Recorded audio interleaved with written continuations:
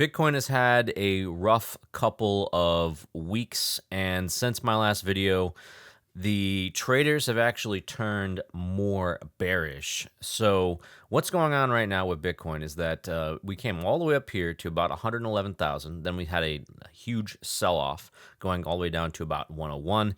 Then you can see here on the daily, there is on the super trend indicator, it triggered a sell just barely.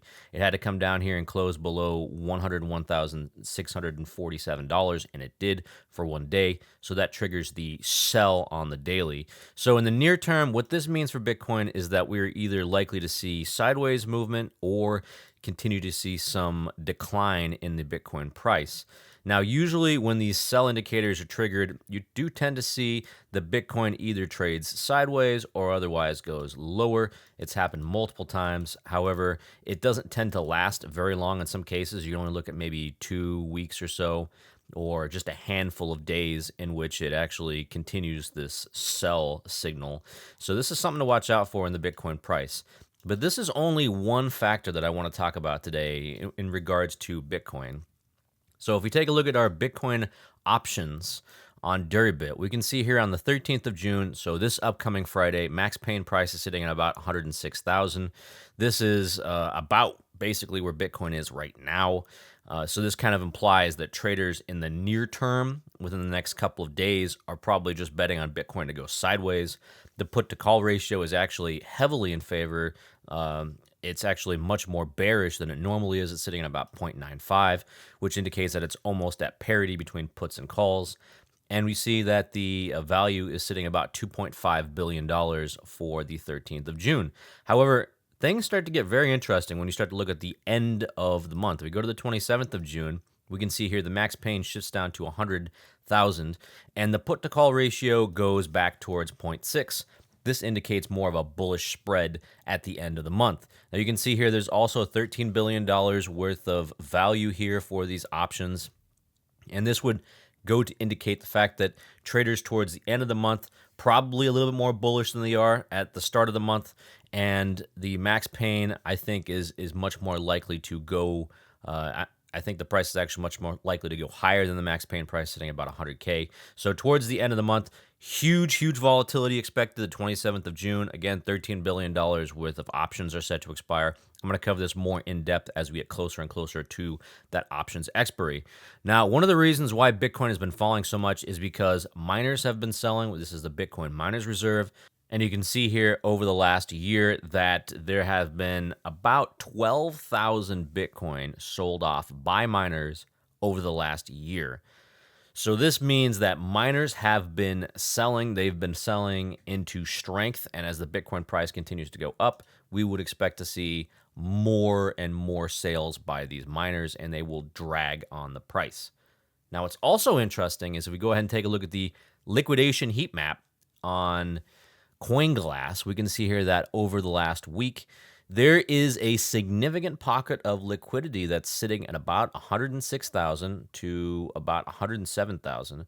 We're talking about hundreds and millions of dollars worth of these shorts that are sitting at this level, this liquidity level. And if Bitcoin on the inverse can actually go past this 106,000 region, it's about 106,700, then it could potentially shoot all the way back up again to maybe about like 110, 109, somewhere in that area. So just note that there is a significant amount of liquidity sitting here, and if there's any positive news whatsoever, that would cause all these shorts to get immediately liquidated, and Bitcoin would move up much higher. Next, we're going to go ahead and take a look at the So Value Bitcoin Spot ETF tracker. Over the past couple of weeks, we've seen net outflows. So the bullishness for Bitcoin really has not been very high. And this is something that has contributed to Bitcoin either moving sideways or actually going lower. This is something I will continue to pay attention to. Now, in that same vein, if we take a look at the Bitcoin monthly returns, we can see here that normally in June, it's kind of a sideways month for Bitcoin, the average return being just negative 0.20 and the median being 1.63. So it's mostly been kind of a sideways month for Bitcoin historically. Now, this kind of follows where July, you actually have a positive monthly numbers for July. Bitcoin is typically up 0.8% on the median in July and 0.75% on the average in July. This is something I would expect that this July is actually going to be much better than this June, which I think is a high possibility that we either go sideways or head lower. And the overall bearish sentiment, especially among traders, would also tend to agree with me. Now, the last thing I want to look at is very important, and this is the alpha squared risk measurement, the risk model. This is something I talked about a couple of weeks ago, but this is one of the best indicators I've found to determine whether or not Bitcoin is undervalued, the overall market sentiment, and to see where Bitcoin stacks up compared to its past. And we can see here that normally when you have a reading that's kind of below, let's say 20, that's normally a really good time to buy Bitcoin. Bitcoin's sitting at a reading that's about 35 or so. So this is not really in value territory yet for Bitcoin. We're not seeing blood on the streets. We're not seeing immense fear, extreme fear yet. But this is something I will monitor, and especially if Bitcoin gets down into these levels, especially below 20, like we saw back in 2023, that was an excellent time to buy Bitcoin. And back in 2022, it actually went down to the single digits, which was a fantastic time to buy Bitcoin. So this is something I will be paying attention to. And if we see a lower move than that, this can definitely provide an excellent opportunity for anybody who's interested in buying Bitcoin to build a position. Anyways, that's all I've got for you guys today. Let me know what you guys are interested in seeing. Let me know what you actually want to do with your Bitcoin. If you're selling, if you're buying, if you're just kind of not really doing anything with your Bitcoin right now. I am just waiting to see if we either get a break in the support here at about 100, or if it actually breaks through resistance at 107 and then again at 112 and finally gets rid of this sell signal that we've seen on the daily on the super trend. This is something I will definitely be following closely.